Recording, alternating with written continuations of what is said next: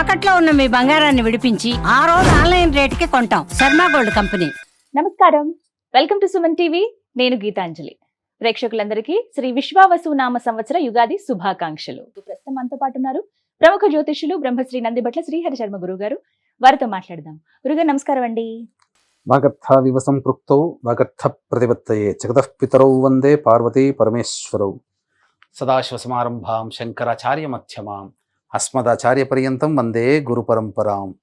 ఆదిత్యాయ చ సోమాయ మంగళాయ బుధాయ చ గురు శుక్ర శనిభ్యశ్చ రాహవే కేతవే నమః. శృంగేరి జగద్గురు పీఠాధిపతులకి, కంచి పీఠాధిపతులకి నమస్కారములు తెలియజేసుకుంటూ కార్యక్రమాన్ని ప్రారంభిద్దాం. గురుగారు, విశ్వావసు నామ సంవత్సరం, ముందుగా ఈ సంవత్సరం గురించి ఒక్కొక్క సంవత్సరానికి ఒక్కొక్క పేర్లు వింటూ ఉంటామండి. మొన్నటిసారి వెళ్ళిపోయినటువంటి క్రోధి, ఇప్పుడు విశ్వావసు. వీటి అర్థాలు ఏమిటండి అసలు? విశ్వావసు అంటే మనకు ప్రధానంగా ఒక గంధర్వరాజు పేరు. ఈ గంధర్వరాజుని ముఖ్యంగా వివాహం కావాల్సినటువంటి అబ్బాయిల కోసం ఈ గంధర్వరాజ మంత్రాన్ని గనక ఉపాసన చేస్తే తొందరగా వివాహం అవుతుంది. ఇది ఒకటి. విశ్వావసు అంటే విశ్వానికే నమ్మదగినటువంటిది, అత్యంత నమ్మదగినటువంటి స్థితి అని చెప్పవచ్చమ్మా. ఇలా అర్థం అనమాట. ఒక్కొక్క సంవత్సరానికి ఒక్కొక్క అర్థం ఉంటుంది. గురుగారు, సింహరాశి వారి జాతక ఫలితాలు ఈ విశ్వావసు నామ సంవత్సరంలో ఏ విధంగా ఉన్నాయండి?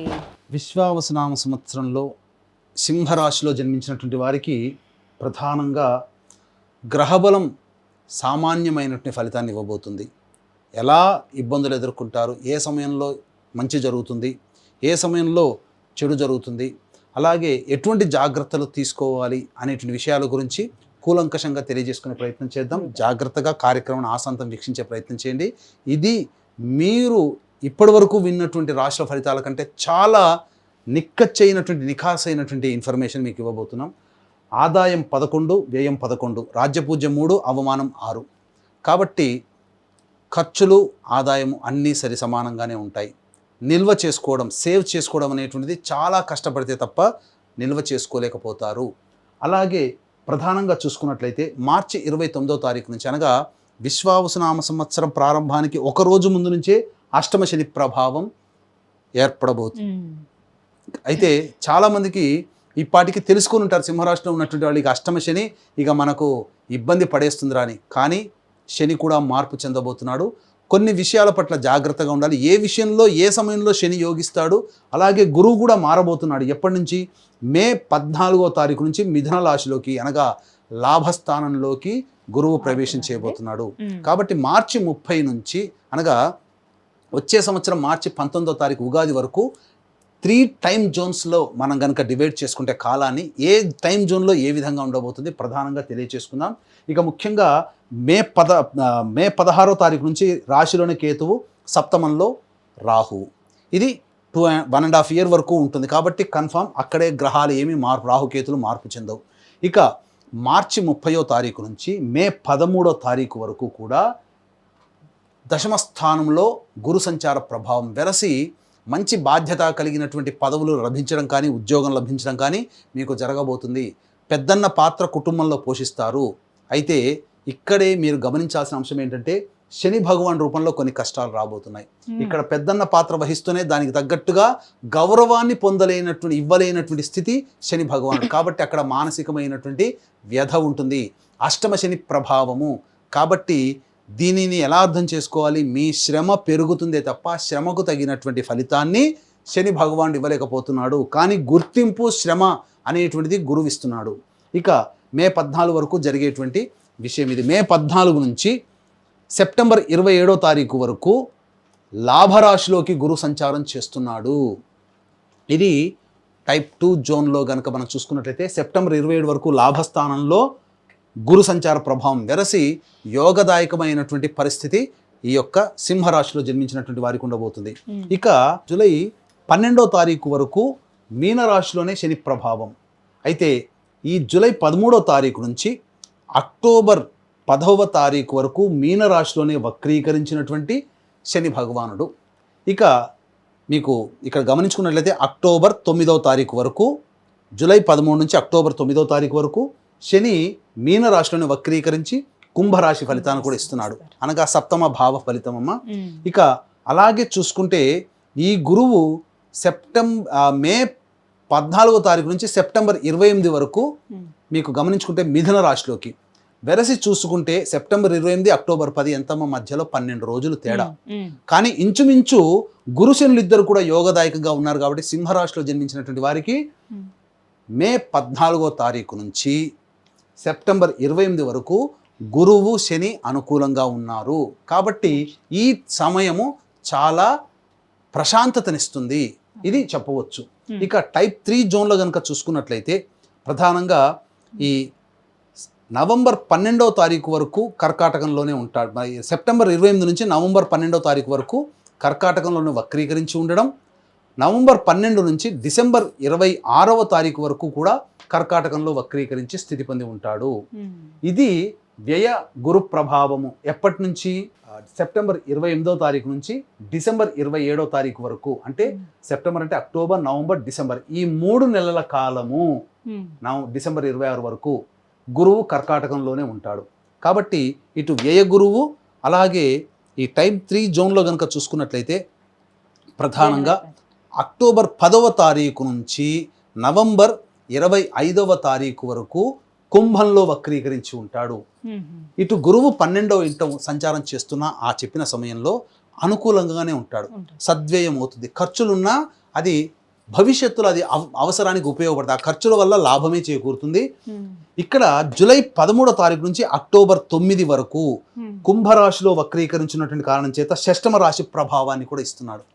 ఈ సమయంలో శత్రువులపై విజయం కానీ, కోర్టు సమస్యల్లో విజయం కానీ, అలాగే ఆస్తికి సంబంధించిన వివాదాల్లో విజయం కానీ, ఉద్యోగపరంగా ఏ సమస్యలు ఎదుర్కొంటున్నా ఈ అక్టోబర్ 10 నుంచి నవంబర్ 26 వరకు కుంభ రాశిలో సంచారం చేస్తున్నటువంటి కారణం చేత ప్రభావం మంచిగా ఉంటుంది. కానీ ఈ నవంబర్ 26 నుంచి జనవరి 9 వరకు ఈ కుంభరాశిలోనే సాధారణమైనటువంటి వక్రత్యాగం చేసినటువంటి శని భగవాన్ యొక్క ప్రభావము ఉండడం, అలాగే డిసెంబర్ 27వ తారీఖు నుంచి వచ్చే సంవత్సరం మార్చి వరకు మిథునంలోనే వక్రీకరించినటువంటి కారణం చేత ఇటు సప్తమ శని, లాభ గురువు ఇది కూడాను అనుకూలంగానే ఉంటుంది. కాబట్టి ఏతావాత చెప్పొచ్చేది ఏమిటంటే ప్రధానంగా అష్టమ శని ప్రభావం సింహరాశి వారికి కొద్ది కాలము మాత్రమే బాధిస్తుంది, మిగతా సమయం అంతా కూడాను అనుకూలంగానే ఉంటుంది. కాకపోతే ఇటు గురు సంచార ప్రభావము చేసేటువంటి పనులలో యోగాన్ని కలగచేస్తుంది, అభివృద్ధిని కలగచేస్తుంది. దీనితో సమానముగా శని ప్రభావం కూడా కొన్ని రకాలుగా ఇబ్బందిగా ఉంటుంది. కాబట్టి ఖర్చు ఆదాయము సరిసమానంగా ఉండడం, ధనాన్ని నిల్వ చేసుకోలేకపోతారు, అనవసరమైన ఖర్చులు పెరుగుతాయి. ఎంత ధనాదాయం ఉంటుందో అంత ఖర్చులు కూడా సింహరాశిలో జన్మించినటువంటి వారికి ఉండబోతున్నాయి.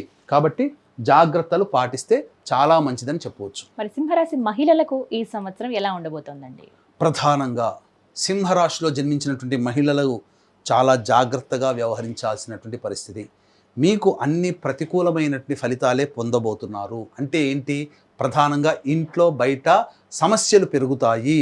అన్నిటికంటే ప్రధానముగా అష్టమ శని ప్రభావం ఉండడం, అలాగే సప్తమ శని కూడాను రావడము, ఈ సప్తమ శని రాహు యొక్క కలయిక ప్రభావము చేత ప్రధానంగా ఈ అక్టోబర్ 10 నుంచి సంబంధించినటువంటి జనవరి 9 వరకు ఉన్నటువంటి సమయం చాలా జాగ్రత్తలు పాటించాలి.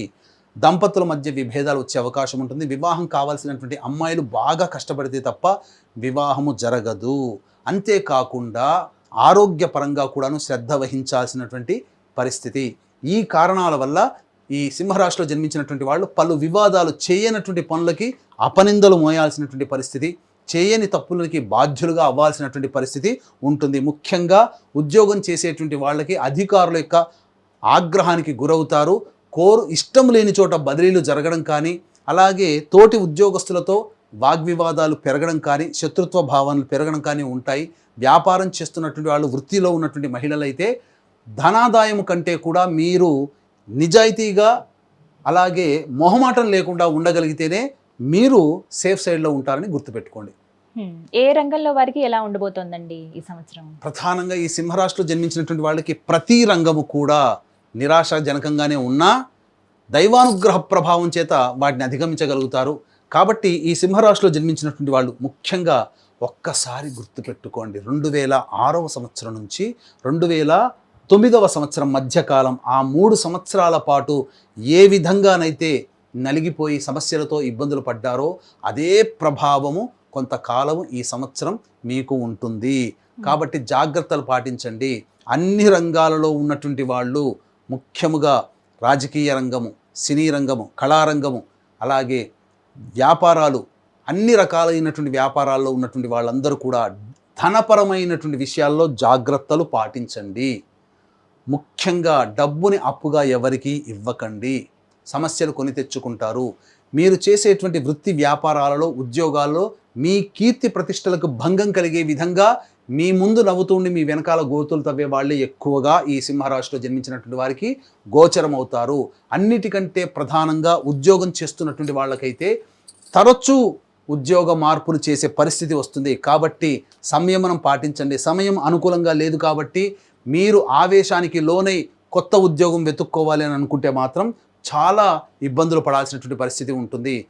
ప్రభుత్వ రంగంలో పనిచేస్తున్నటువంటి ఉద్యోగులు, ఉద్యోగినులు అయితే మీకు ఇష్టం లేని ప్రాంతాలకి బదిలీ కావడము, లేకపోతే ఇష్టం లేనటువంటి విధంగా జరగడము అనేది జరుగుతుంది. అభివృద్ధి అనేటువంటిది అన్ని నోటి దాకా వచ్చి వెనక్కి వెళ్ళిపోతుంటాయి.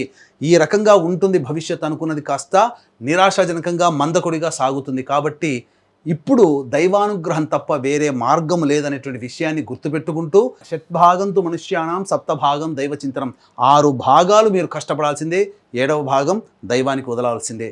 కాబట్టి నిజాయితీ, ఆత్మవిశ్వాసంతో మొక్కవని ధైర్యంతో ముందడుగు వేస్తూ దైవానుగ్రహాన్ని పొందే ప్రయత్నం చేస్తే అన్ని రంగాల్లో ఉన్నటువంటి వాళ్ళకి మంచి జరుగుతుందని చెప్పవచ్చు. మొత్తం మీద సింహరాశి వారికి ఈ సంవత్సరం అంతా ఆశాజనకంగా లేదు కాబట్టి దైవానుగ్రహం పొందాలంటే ఎటువంటి పరిహారాలు చేసుకుంటే మంచిదంటారు గురువు గారు? ప్రతిరోజు మానసాదేవి స్తోత్ర పారాయణము, అలాగే సమస్య వచ్చినప్పుడల్లా దత్తాత్రేయ చరిత్ర సంబంధించి ఆ దత్తాత్రేయ చరిత్ర గురువారం నాడు ప్రారంభించి బుధవారానికి సమాప్తం చేయండి. ఈ విధంగా మీరు ఒక సప్తాహం చేయండి. ఆ సప్తాహం తిరిగే లోపలనే మీ యొక్క సమస్యకి పరిష్కారం అనేది లభిస్తుంది. అంతేకాకుండా ప్రధానంగా మీ దైనందిన జీవితంలో మీరు ఎదుర్కొనేటువంటి గత సంవత్సరం ఉన్నటువంటి సమస్యల కంటే ఈ సంవత్సరం సమస్యలు తొలగిపోయి, అన్ని దోషాలు తొలగిపోయి మంచిగా సాఫీగా జరిగిపోవాలి అనుకున్నప్పుడు, అలాగే మీ యొక్క సంకల్పం ఈ విశ్వావసనామ సంవత్సరంలో నెరవేరాలి అనుకున్నప్పుడు ఖచ్చితంగా దైవానుగ్రహాన్ని పొంది తీరాలి. ఈ దైవానుగ్రహం అందరికీ అందించాలనే సదుద్దేశంతో ప్రప్రథమంగా ఏప్రిల్ 18వ తారీఖు రోజున మత్స్య జయంతి, ఆ రోజున కాశీక్షేత్రంలో ప్రారంభం చేయబడుతుంది. విశ్వావసనామ సంవత్సరం మొత్తం 12 నెలల పాటు ప్రతి నెల ఒక్కొక్క పుణ్యక్షేత్రంలో ఈ సర్వదోష నివారణ హోమాలు, సంకల్ప సిద్ధి హోమాలు అనేటువంటివి చేయించడం జరుగుతుంది. మీ కుటుంబ సభ్యుల గోత్రనామాదులతో ప్రతి నెల విధిగా మృత్యుంజయ హోమం కూడా జరిపించడం జరుగుతుంది. అవకాశం ఉన్న వాళ్ళు ఈ కార్యక్రమం తదనంతరం కాంటాక్ట్ చేసి ఆ కార్యక్రమంలో సభ్యులుగా ఎలా నమోదు చేసుకోవాలో తెలుసుకునే ప్రయత్నం చేయండి. తప్పకుండా దైవానుగ్రహం తోడై ఉండడం. అందున మొట్టమొదటి కార్యక్రమం కాశీ విశ్వేశ్వరుని సన్నిధాన క్షేత్రంలో జరగబోతుంది. కాబట్టి అవకాశం ఉన్న వాళ్ళు కార్యక్రమం తదనంతరం కాంటాక్ట్ చేసి మీ గోత్రనామాలు నమోదు చేసుకోవచ్చు. గురుగారు, ప్రత్యేకించి సింహరాశి వారు ప్రయాణాల విషయంలో కావచ్చు, ఆరోగ్యపరంగా కానీ ఏమైనా జాగ్రత్తలు తీసుకుంటే మంచిదంటారా? ప్రధానంగా ఈ సింహరాశిలో జన్మించినటువంటి వాళ్ళకి కొన్ని సమయాలు మాత్రం అనుకూలంగా లేవు. కాబట్టి అక్టోబర్ 26వ తారీఖు నుంచి డిసెంబర్ 5వ తారీఖు వరకు ఉన్నటువంటి సమయము అనుకూలంగా లేదు. వాహనాన్ని నడిపేటప్పుడు జాగ్రత్తలు పాటించండి. అలాగే ఆపరేషన్స్ జరిగే అవకాశం గోచరమవుతుంది. గృహ మార్పు జరిగే అవకాశం ఉంటుంది. స్థల మార్పు కూడా ఆ సమయంలో జరగబోతుంది. అలాగే ఫిబ్రవరి 23 నుంచి మార్చి 19వ తారీఖు వరకు ఇటు అష్టమశని ప్రభావము మరియు గ్రహ సంచారం కూడా అనుకూలంగా లేని కారణం చేత ముఖ్యముగా దాంపత్య విభేదాలు కానీ, భాగస్వామ్య వ్యాపారుల మధ్య పొరపచ్చాలు కానీ, లేదా మీరు ఎవరితో కలిసి పని చేస్తుంటారో వారితో సమస్యలు పెరగడం కానీ సంభవించవచ్చు. కాబట్టి అవకాశం ఉన్న వాళ్ళు కార్యక్రమ తదనంతరం కాంటాక్ట్ చేసి చక్కగా ఈ సంబంధించినటువంటి విషయాల్లో ఏ విధంగా మీరు బయటపడొచ్చని తెలుసుకోవచ్చు అని చెప్పవచ్చమ్మా. అలాగే ఉద్యోగస్తులకు ఎలా ఉండబోతోందండి, నిరుద్యోగులకు కానీ? ముఖ్యంగా సంవత్సరం అంతా కూడా ఉద్యోగస్తులకు అందరికీ కూడా ఏ రంగంలో వృత్తి వ్యాపారాల్లో ఉన్నటువంటి వాళ్ళకైతే అనుకూలంగా లేదు అని మనం చెప్పుకున్నాం. కానీ సంవత్సరం అంతా ఒకే రకంగా ఉంటుందంటే గ్రహాల మార్పు కూడా ఉంటుంది.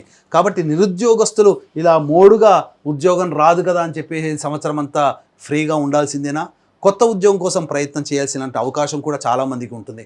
కాబట్టి వాళ్ళ కోరికలు నెరవేరాలంటే ఈ సంవత్సరంలో కొన్ని సమయాలు మాత్రం అనుకూలంగా ఉండబోతున్నాయి. ఆ సమయంలో ఇప్పుడు చెప్పుకోబోయేటువంటి సమయంలో నిరుద్యోగస్తులు ఉద్యోగ మార్పు కానీ, లేదా ప్రైవేట్ రంగంలో ఉన్నటువంటి వాళ్ళు మరొక సంస్థలోకి మారాలనుకున్నా, ఉద్యోగంలో ప్రమోషన్స్ పొందాలనుకున్నా ఈ సమయాలు చెప్పడం జరుగుతుంది. ఆ సమయంలో మీరు ప్రయత్నం చేయండి, ఖచ్చితంగా మీకు అనుకూలంగా ఉంటుంది. అక్టోబర్ 17 నుంచి నవంబర్ 15 మధ్యకాలము, అలాగే జనవరి 14, 2026 నుంచి ఫిబ్రవరి 12, 2026 మధ్యకాలము, అలాగే జూన్ 10 ఈ సంవత్సరం 2025 సంవత్సరం జూన్ 15 నుంచి జూలై 15వ తారీఖు మధ్య ఉన్నటువంటి కాలము చాలా అనుకూలమైనటువంటి సమయము.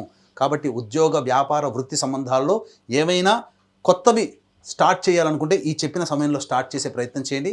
అన్నిటికంటే మించి సింహరాశి వారికి ఆశాజనకంగా లేని కారణం ఈ సంవత్సరం కారణం చేత, ఇటు గురు ప్రభావము, ఇటు శని ప్రభావం, రాహుకేతుల ప్రభావం కూడా అనుకూలంగా లేని కారణం చేత ముఖ్యంగా వివాహం కావాల్సినటువంటి అబ్బాయిలకి, అమ్మాయిలకి వివాహ సంబంధాలు అంత త్వరగా కుదరవు. కాబట్టి జాగ్రత్తలు పాటించండి. మీ యొక్క సంకల్పం నెరవేరాలన్నా, అలాగే మీరు గత సంవత్సరం కంటే ఈ సంవత్సరం మీ యొక్క జాతకరీత్యా ఉన్నటువంటి అన్ని దోషాలు తొలగిపోవాలన్నా ఏప్రిల్ 18వ తారీఖు రోజున కాశీ క్షేత్రంలో ప్రారంభమవబోతుంది. ప్రతి నెల ఒక్కొక్క పుణ్యక్షేత్రంలో ఈ సంబంధించినటువంటి హోమాది కార్యక్రమాలు జరపబడతాయి. దానికి శ్రీకారం ఈ కాశీ క్షేత్రంలో ప్రారంభమవుతుంది. సంకల్ప సిద్ధి మరియు సర్వదోష నివారణ పూజలు, హోమాలు, మృత్యుంజయ హోమం ప్రధానంగా చేయించడం జరుగుతుంది. కాబట్టి అవకాశం ఉన్నవాడు ఈ కార్యక్రమ తదనంతరం కాంటాక్ట్ చేసి ఆ పూజాది కార్యక్రమాల్లో ఎలా సభ్యులు కావాలో తెలుసుకోవచ్చు. కొత్తగా సింహరాశి వారి జాతక ఫలితాలు ఈ విశ్వావసునామ సంవత్సరంలో ఏ విధంగా ఉన్నాయో చక్కగా వివరించారండి. ధన్యవాదాలు. సర్వం శ్రీ ఉమామహేశ్వర పరబ్రహ్మార్పణమస్తు.